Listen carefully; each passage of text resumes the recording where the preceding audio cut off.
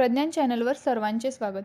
मित्रांनो, मागील बऱ्याच दिवसापासून मराठा समाजाला आरक्षण मिळावे म्हणून मनोज जरांगे सरकारशी एक प्रकारचा लढाच देत आहेत आणि याच लढ्यातील पुढची वाटचाल आहे ती मुंबईची। समाज माध्यमांशी बोलताना मनोज जरांगे यांनी सांगितले की मराठा समाजाला आरक्षण मिळावे यासाठी सरकारला 7 महिन्यांचा वेळ दिला गेला होता, पण सरकारकडून काहीच निर्णय झाला नाही। आरक्षण पण मिळाले नाही, उलट सरकारकडून जनतेमध्ये संभ्रम निर्माण केला जात आहे।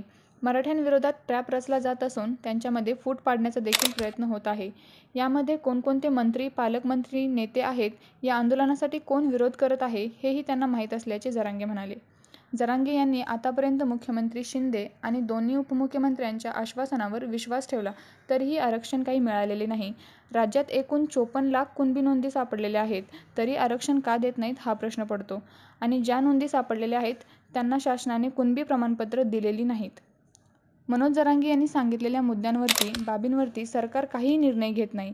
सरकारचे शिष्टमंडळ येते, नुसती चर्चा करते आणि निघून जाते आणि जनतेमध्ये तोडगा निघाल्याच्या अफवा पसरवत आहे, असा आरोप जरांगे यांनी सरकारवर केला।